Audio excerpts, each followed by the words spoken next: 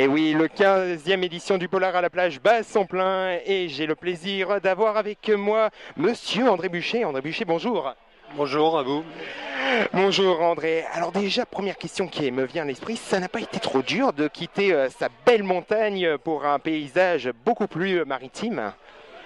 Oui, ça change un peu, bien qu'il fasse aussi chaud, même plus chaud chez vous que chez nous. Mais ouais, ouais, je suis parti hier à 6 heures du matin, je suis arrivé ici à 20 heures.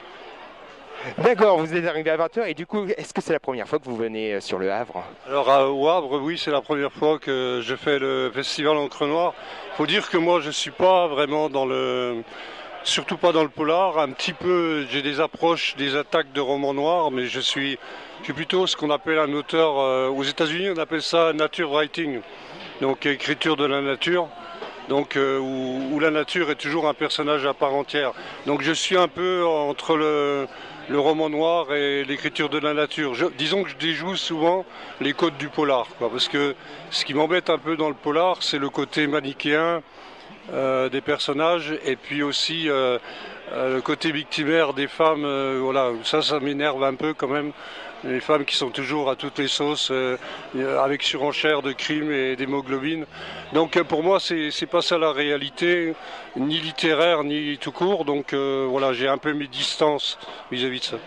Du coup, vous avez voulu, avec ce roman, du coup, qui est à l'écart, du coup, obtenir une autre approche de ce qu'est, de ce que vous décrivez, une autre approche de ce que peut être le roman noir, sans forcément des fusions d'hémoglobine, comme vous le dites, entre autres. Oui, oui, moi ce qui m'intéresse, c'est de parler des gens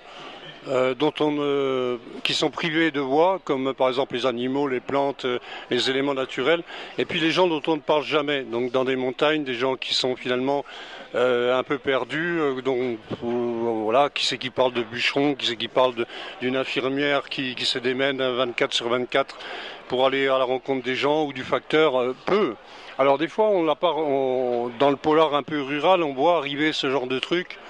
Bon, dans le roman de terroir, c'est toujours un peu en entre-deux-guerres. Donc moi, ça m'intéressait d'écrire des histoires contemporaines, ancrées dans une réalité dans laquelle une bagarre, c'est une bagarre. Il n'y a pas besoin d'une Kalachnikov pour faire une bagarre réelle et violente. Donc voilà, c'est ça qui m'intéresse. À la fois la magie de la nature et de l'environnement, et en même temps la réalité des gens et des comportements.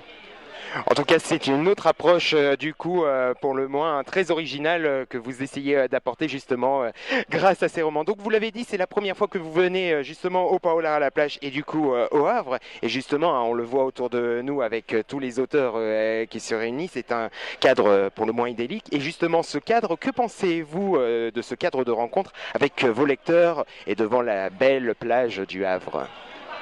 C'est la première fois, donc je peux me fier qu'à l'impression du moment. Ça a l'air d'être vraiment un beau petit salon. Moi j'aime bien les salons qui sont à dimension humaine, où on a une quarantaine, où finalement avec les organisateurs on a un vrai contact, où on peut voilà, tisser des liens d'amitié, donc c'est primordial. Parce qu'il y a ces gros salons qui sont des usines à gaz, dans lesquels on est sur 20 cm à l'abattage. Et ça, on attend le chaland et c'est un peu... Bon, si on faisait que ça, on serait vite gonflé. Heureusement qu'il y a les médiathèques, les libraires, les rencontres en lycée et tout qui viennent un peu égayer le parcours. Mais voilà, bon, je trouve cette manifestation vraiment sympa. À la bonne heure. En tout cas, qu'est-ce qui est le plus passionnant justement en vous? Parce que vous avez fait le rapprochement justement entre la nature justement et ce que vous faites à travers vos écritures. Et qu'est-ce qui est selon vous le plus passionnant entre l'agriculture bio ou alors l'écriture? Ben, moi, je suis un des pionniers de la bio avec Pierre Rabhi. J'en fais depuis 70, j'ai milité beaucoup pour ça, pour l'écologie. J'ai installé une foire bio dans mon patelin qui a 70 habitants, qui est une des plus grosses foires bio du Sud-Est. Disons que souvent on me dit qu'est-ce qui est le plus important ou finalement quelle est la différence entre écrire et cultiver. Je réponds des fois par une boutade en disant que je suis toujours dans la culture. Et sinon, l'un nourrit l'autre et réciproquement. Je ne me vois pas dans un coin pareil aussi rude, aussi difficile pour y vivre de l'agriculture, y vivre sans un imaginaire pour le porter. et je me vois pas non plus avec un imaginaire sans avoir l'impression quand même de réaliser peu ou prou une partie de cet imaginaire dans les gestes classiques tels que cultiver, planter des arbres, voilà. Donc pour moi c'est intimement lié. Intimement lié pour après pouvoir en parler. Alors justement, pour votre dernier moment, parlez-en-nous, donnez-nous envie de le lire. Celui-là, Cabaret des oiseaux, a été sélectionné pour le prix Encre Noire. Et j'ai une petite anecdote, ça sera pas long. C'est un jeune garçon qui est là avec sa belle-mère qu'il appelle sa mère belle.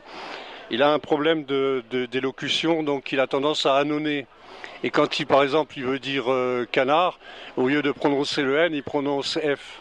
Bon, et donc à un moment donné, elle arrive, parce que c'est un cabaret, donc une auberge.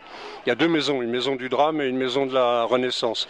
Et il arrive devant elle lui demande de plumer un canard pour l'auberge. Et alors lui, il est en train de le faire, et puis elle lui dit, mais elle s'appelle Maryse, elle dit à Tristan, tant triste, tout le temps triste, elle lui dit, mais tu mets bien du temps à plumer ce canard. Elle lui dit, c'est normal, je plume la tristesse. Très bien. Bon, pardonnez-moi mon fou rire, mais étant donné que mon nom est Tristan, du coup, je me sens intimement lié à votre livre. En tout cas, ça fait bien plaisir. Alors, la particularité de ce festival, c'est la sortie d'une compilation musicale. Et justement, est-ce que vous avez été sollicité pour écrire une chanson, justement, à ce sujet? Finalement, elle m'en avait parlé, mais je ne crois pas qu'ils aient retenu le texte. Le texte devait être difficile à adapter musicalement, apparemment, parce qu'il n'a pas été retenu. Et du coup, est-ce que vous avez d'autres projets de littérature ou autres après ce choix? Mon éditeur me met la pression là pour sortir. Il voulait en septembre, mais je ne suis pas prêt, donc ça sera sans doute en janvier.